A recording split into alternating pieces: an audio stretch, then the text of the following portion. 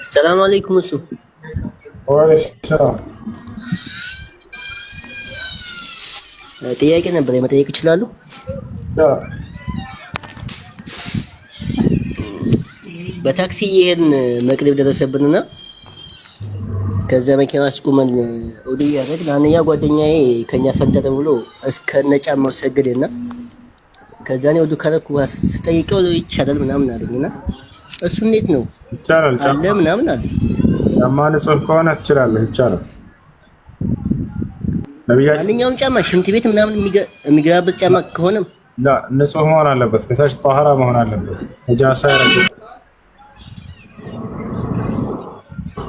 እኮ ንጹህ ጫማ መሆን አለበት ማለት ነው።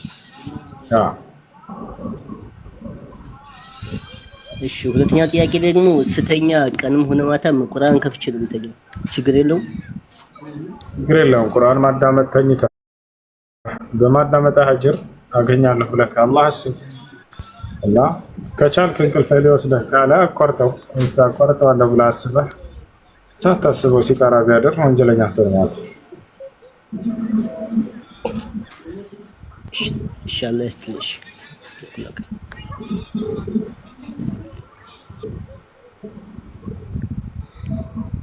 እሺ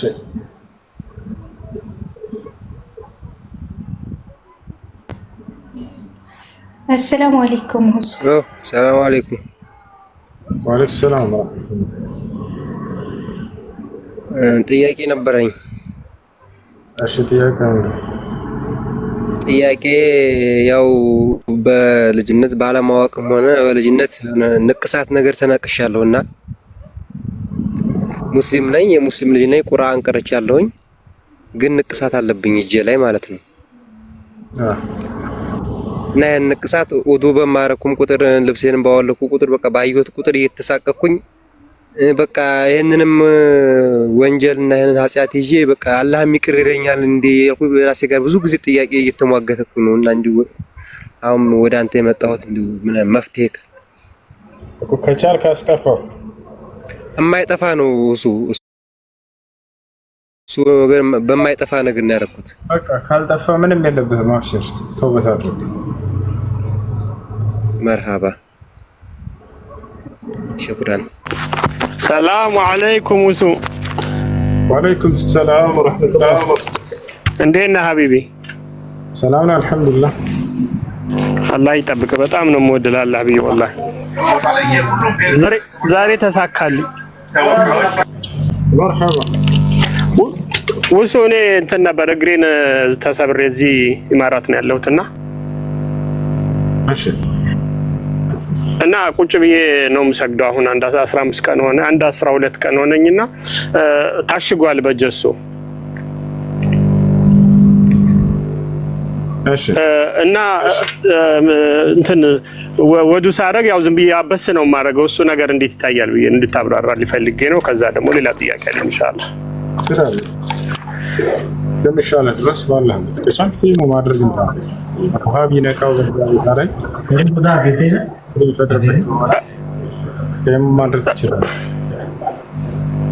አዎ ታሽጓል። ኖርማሊ በጀሶ እስከ ቅልጥሜ ሙሉ ለሙሉ ስላታሸገ ያው ማጠብ አልችልም፣ ጀሶም ስለሆነ አንድ እሱ ነው። ሁለተኛ ደግሞ አቀማመጤ እንደዚህ ማለት ማጠፍ ብዙ ስለማይመቸኝ ወንበር ላይ ቁጭ ብዬ ነው የምሰግደው። ስሰግድና ነብያችን ሰለላሁ ዐለይሂ የግድ አንድ እግሬን ማጠብ አለብኝ ወላ በካልሲ ላይ እንደ ኩፍ መጠቀም ነው ያለብኝ? ተይሞ ማድረግ ትችላለህ። ውሃማ ይነካው ከሆነ ሰውነትህን ለውዱ ማድረጊያ ቦታ ብዙ አፈር አስቀምጥና አይዋ እዛ ተይሞ ማድረግ እስኪሻለ ድረስ በቃ ይሄን እንትን ለማለት ነው። እሺ አላህ ይጠብቅህ። በጣም ነው የምወድህ። ስለገባው ደስ ብሎኛል። ሹክራን ጀዛካላ ወንድሜ። መርሐባሽ።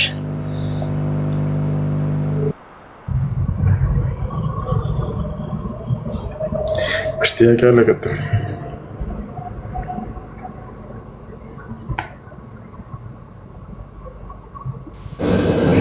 السلام عليكم ورحمة الله وبركاته. ወአለይኩም ሰላም ወራህመቱላሂ ወበረካቱህ። እሺ ሰላም ናችሁ? ብዙ ነበረኝ ለአንድ ግለሰብ ሰለላሁ ዐለይሂ ወሰለም ማለት ይቻላል ማለት ከነቢያቶች ውጭ ለምሳሌ ኸድር ያው ኺላፍ ቢኖርም ኸድር ሰለላሁ ዐለይሂ ወሰለም ማለት ይቻላል። طيب ሌላ ደግሞ በእርግጥ መልእክቱ ከደረሰ 3 ቀን ሆኖታል። አላየሁትም ነበር በቴሌግራም እና አንድ መልእክት የመጣልኝ አለ። ልጁ ምንድነው የሚሰራበት ቦታ አህባሾች ናቸው እና እዛ አላቅም ነበር ስለዚህ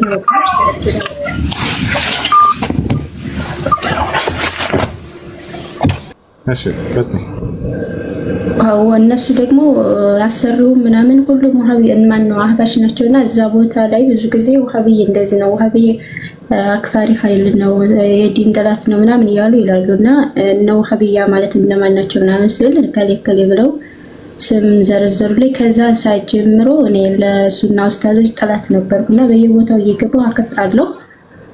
በተለይ ሁሱን እየገባሁ እየተሳደብኩ በተለያየ አካውንት ምንድነው ብሎክ አድርገውኛል። አሁን ገብቼ ይቅርታ መጠየቅ አልችልም እና ቀስ በቀስ ይሄ ነገር እስኪ ላጣራና ምናምን ብዬ ስለ ወሃቢ የሚባል ነገር ምንድነው ብዬ ሳጠና ትክክለኛ የሱና ተከታይ ነው ወሃቢ የሚባሉ ሰዎች መሆናቸውን ተረዳሁኝ። እና አሁን እንዴት ነው ሻሃዳ መያዝ አለብኝ ወይ? ምክንያቱም በየኮሜንቱ ሁሉ እየተመዘመርኩ አንተ ሙስሊም አይደለም እላለሁ። እንዲሁም ደግሞ ሰለምቴዎችን አልሰለማችሁም እንደገና ሻሃዳ ያዙ እያልኩ ብዙ ሰለምቴዎች ላይ ሽብሃ ረጭቻለሁ ምናምን ይላል ልጁና እሱን ነገር እስኪ መልስ ይፈልጋል። ይቅርታ እንግዲህ እሺ ሻሃዳ መያዝ አይጠበቅበትም። ወደ አላህ ተውበት ማድረግ ወደ አላህ ተውበት ማድረግ እኔ በኩል ያለሁ ምን ተሳረቀ ሆነ የሰደባቸው ሰዎች ካሉ አውፊ ማለት ያ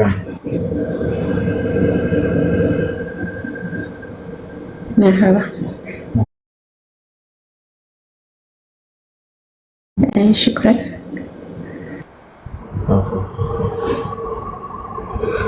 ماشي يا قال لي قدر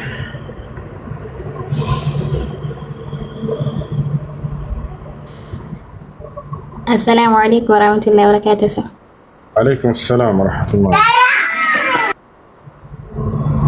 እሺ ያኔ አንድ ጥያቄ አለኝና እሱም ደግሞ አሁን ለምሳሌ ዋጅብ ሰላት እየሰገርኩኝ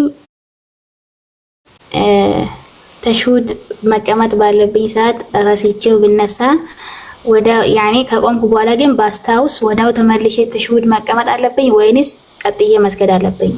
ስለስገጅና መጨረሻ ላይ 2 ጊዜ ስጁድ ሰው ማድረግ። ምክንያቱም የመጀመሪያው ተህያ ከዋጅባት ሰላት ተግባር ነው። ዋጅባት ሰላት ብትረሱ በስጁድ ሰው ብቻ ይጠቀማል፣ ችግር የለም። አርካን ሰላት ቢረሳ ነው በስጁድ ሰው ብቻ የማይጠቀም። ኦኬ እሺ። ሌላ ጥያቄ ደግሞ ለምሳሌ የእናትና አባት ዱዓ በጣም ይቀበላል ያኔ ተቀባይነት አለው አሉና እና አሁን ቢያሻርኩም ይቀበላል አይደል? ያኔ አባትና እናቴ ሱፊይ ናቸው። ያኔ እንደዚህ ዱዓ ሲያደርጉ ምናምን እኬሌ ምናምን እያሉ ነው የሚያደርጉትና እንዴት ነው ባርጉልኝ ማለት ይችላልኝ? ከአላህ ውጭ ሌላን አካል የሚጠራ ከሆነ ከነቢያቶችን ወይንም ወልይ ብሎ የሚጠራ እነዚህን ሰዎች ዱዓ አድርጉልኝ ማለት አይቻልም።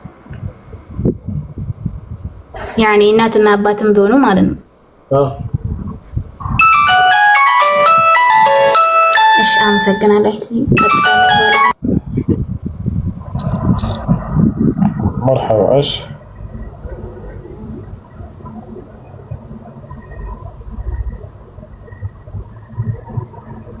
اشتياق لا قلت السلام عليكم. أنا تياكي بيتو. السلام عليكم ورحمة الله وبركاته. وعليكم السلام ورحمة الله وبركاته. እኔ አማርኛ ብዙም የለም ያል ጥያቄ አለ ብዙም አይችልም። እሺ ጥያቄሽ ምንድን ነው?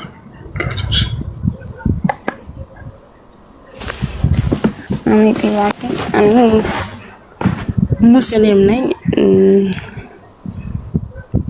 ክርስቲያን ፈቀድኩትና ድሮ ኢትዮጵያ የነበርኩት ማለት ነው።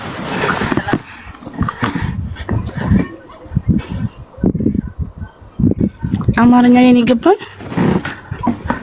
ነው።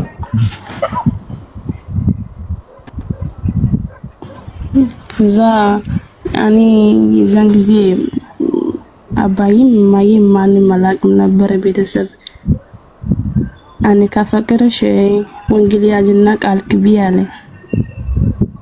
የጌታ ሰው አለልሽ? አዎ። ከዛ በኋላ ሻለ ያዘሽ?